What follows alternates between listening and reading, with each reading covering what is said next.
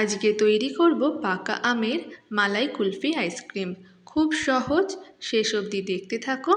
রাধে রাধে, শ্রী রাধারানীর ভোজনালয়ে স্বাগতম। আজকের রেসিপিটা তোমাদের ভালো লেগে থাকলে অবশ্যই লাইক আর চ্যানেলটির সাথে থাকতে চ্যানেলটিকে সাবস্ক্রাইব করে দিও। আর যারা ফেসবুক পেজ থেকে দেখছো তারা ফেসবুক পেজটিকেও ফলো করে দিও। আর রেসিপিটা ভালো লেগে থাকলে লাইক করে দিও। আইসক্রিমের জন্য প্রথমেই বসিয়ে দিয়েছি 500 লিটারের দুধ। দুধটা ফুলটন হলে খুব ভালো হয়। গ্যাসের ফ্লেম বাড়িয়ে রেখে দুধটাকে ফুটিয়ে নেব। তবে দুধটা প্রথমে একটু যখন গরম হয়ে আসবে তখন 2 হাতা মতন দুধ তুলে নিচ্ছি। এই দুধের মধ্যে 2 চামচ মিল্ক পাউডার আর 1.5 চামচ মতন কর্নফ্লাওয়ার মিশিয়ে নিতে হবে। তো দুধটা আমি এখানে তুলে নিলাম আর দুধের মধ্যে দিয়ে দিলাম 2 চামচ পরিমাণ মিল্ক পাউডার মানে গুঁড়ো দুধ, আর দিয়ে দিচ্ছি 1.5 চামচ পরিমাণ কর্নফ্লাওয়ার। এবার এই মিশ্রণটিকে খুব ভালো করে মিশিয়ে নিতে হবে যেন কোনো দলা না পাকিয়ে থাকে। খুব ভালো করে মিশিয়ে ভালো করে ফেটিয়ে নিতে হবে। আর তারপর এই দুধের মধ্যে দিয়ে দেব, কিন্তু আগে এই দুধটাকে অনেকটা ফুটিয়ে ফুটিয়ে কমিয়ে নিতে হবে। দুধটিকে ফুটিয়ে ফুটিয়ে প্রায় 70% কমিয়ে নিতে হবে, মানে হাফের থেকেও আরেকটু কম দুধটাকে কমিয়ে নিলে ভালো হবে। তো দুধটা এখানে অনেকটা কমে এসছে আর দুধের মধ্যে থাকা সমস্ত স্বরগুলোকে পুরো এক জায়গায় করিয়ে নিয়েছি। তবে এই দুধটা কিন্তু গ্যাসের ফ্লেমটা কমিয়ে রেখে আস্তে আস্তে ফোটাবেন, তাহলে দুধটা আস্তে আস্তে ঘন হবে আর দুধের স্বাদটা ভালো হয়। গ্যাসের ফ্লেম বাড়িয়ে রেখে খুব তাড়াহুড়ো করে দুধটাকে কমাবেন না, গ্যাসের ফ্লেমটা কমিয়ে রেখে দুধটাকে কমাবেন। দুধটা যখন অনেকটা কমে এসছে দিয়ে দিলাম গুঁড়ো দুধ আর কর্নফ্লাওয়ারের মিশ্রণটি। এবার ভালো করে মিশিয়ে নিচ্ছি। গ্যাসের ফ্লেমটা এই অবস্থাতে আসতেই থাকবে, খুব ভালো করে আস্তে আস্তে মিশিয়ে নিতে হবে। আর দুধ আর কর্নফ্লাওয়ারের মিশ্রণটি দেওয়া মাত্রই দুধটা এরকম ঘন হতে শুরু করবে। এই রকম ঘন অবস্থাতে দিয়ে দেবো চিনি। আম যেহেতু খুব মিষ্টি হয় তাই দুধের মধ্যে চিনির পরিমাণটা খুব বেশি দেব না, আইসক্রিম নইলে খুবই মিষ্টি হয়ে যাবে। তাই চিনি 4 থেকে 5 চামচ পরিমাণ চিনি দিলেই হবে, খুব বেশি চিনি দেওয়ার দরকার নেই।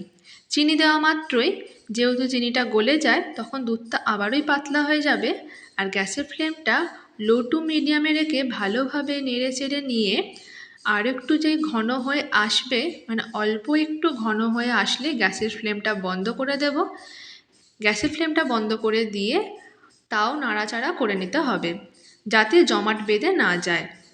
গ্যাসের ফ্লেমটা এবার আমি বন্ধ করে দেব আর বন্ধ করে দিয়ে এইভাবে ওপর নিচ করে নেব যাতে দুধটা না জমে যায়।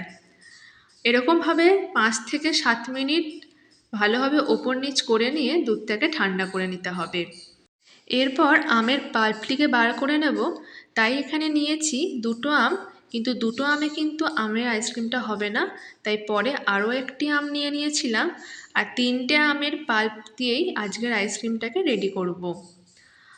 আমের থেকে খোসা ছাড়াতে হবে না, খোসা সমেত আমগুলোকে রেখে দিচ্ছি। চামচের সাহায্যে আমের মধ্যিখানে আমের পাল্পগুলোকে নিয়ে নেব আর নিয়ে মিক্সির মধ্যে পেস্ট করে নেব। অনেক সময় আমের মধ্যে একটু শুঁয়ো শুঁয়ো ভাব থাকে, মানে একটু সুতো সুতো একটা ব্যাপার থাকে, তাই জন্য আমের পাল্পটা হয়ে যাওয়ার পরে ভালো করে ছেঁকে নিতে পারেন। তবে যেহেতু এটা আমাদের গাছের আম আর এই আমেতে সেই রকম অসুবিধাটা থাকে না, তাই শুধুমাত্র আমের পাল্পটিকে দিয়েই আমরা আইসক্রিমটাকে রেডি করব। মানে আমের পাল্পটি হয়ে যাওয়ার পরেও আর ছেঁকে নেব না। কিন্তু বাজার থেকে কিনে আনা আমের মধ্যে অনেক আমের মধ্যে কিন্তু একটু শুঁয়ো শুঁয়ো একটা সুতো সুতো ব্যাপার থাকে, তাই জন্য ওই আমগুলোকে পেস্ট করে নেওয়ার পরেও একটু ছাঁকনি দিয়ে ছেঁকে নিয়ে করলে আমের পাল্পটা একদম পিওর হয়। আর সেই আমের পাল্পটা দিয়ে আইসক্রিমটা করলেও একদম আমের আইসক্রিমটাও স্মুথ হয়, কোনো রকম অসুবিধা থাকে না। আমের পাল্পটি তো রেডি হয়ে গেল। আমি আমের পাল্পটি 2বারে রেডি করেছি, মানে 2বার আম দিয়ে পেস্ট করে নিয়েছি। আর এরপর আম পেস্ট হয়ে যাওয়ার পর দুধটাকেও একবার মিক্সির মধ্যে ভালো করে মিক্সড করে নিয়েছি।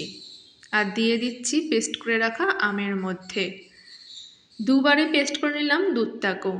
দুধটা ঠান্ডা হয়ে গেলে পেস্ট করবেন, গরম অবস্থাতে পেস্ট করতে হবে না। ঠান্ডা হয়ে গেলে দুধটাকে পেস্ট করে নিয়ে আমের পাল্পের সাথে ভালো করে মিশিয়ে নিচ্ছি হাতের সাহায্যে। আপনারা এই পদ্ধতিটা মিক্সির মধ্যেও করে নিতে পারেন, কিংবা কারোর যদি কোনো বিটার মেশিন থাকে সেটা দিয়েও করে নিতে পারেন।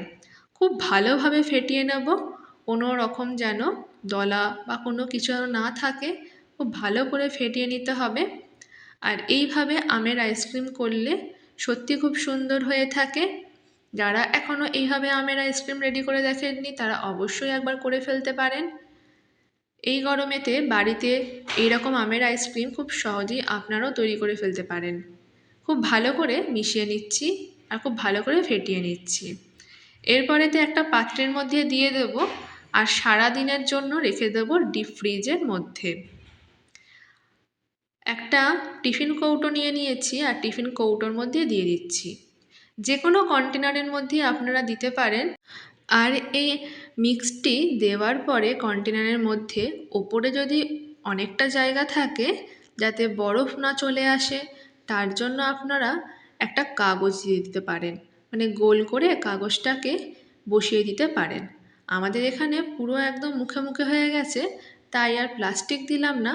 তবে একদম এয়ারটাইট কন্টেনার হলে ভিতরেতে সেইভাবে বরফ জমতে পারে না। তো আমি এখানেতে আইসক্রিমটাকে বিকাল থেকে পরের দিন বিকালের অবধি রেখে দিয়েছিলাম আর তারপর বার করে নিয়েছি। এবার একটা জলের মধ্যে কিছুক্ষণ ভালো করে ঘুরিয়ে নেব যাতে আইসক্রিমটা খুব সহজেই ডিমোল্ড হয়ে যায়। তো এখানে খুব ভালো করে ঘুরিয়ে নিচ্ছি আর তারপর একটা থালার মধ্যে উপর করে দেব আর একদম সহজে বেরিয়ে আসবে। আর আইসক্রিমটাকে একটু ওপর থেকে ডেকোরেট করে নিয়েছিলাম ছোট ছোট আমের টুকরো দিয়ে আর সাথে কাজু বাদামের টুকরো দিয়ে। আপনারাও এইভাবে বাড়িতে ম্যাঙ্গো আইসক্রিম রেডি করে ছোট ছোট আমের টুকরো কাজু কিশমিশ দিয়ে বাড়িতে পরিবেশন করতে পারেন। আশা করছি রেসিপিটা ভালো লেগে থাকবে, আর ভালো লাগলে অবশ্যই লাইক শেয়ার আর চ্যানেলটির সাথে থাকতে চ্যানেলটিকে সাবস্ক্রাইব করে দেবেন। আর যারা ফেসবুক পেজ থেকে দেখছেন তারা ফেসবুক পেজটিকেও লাইক আর ফলো করে দেবেন। রাধে রাধে।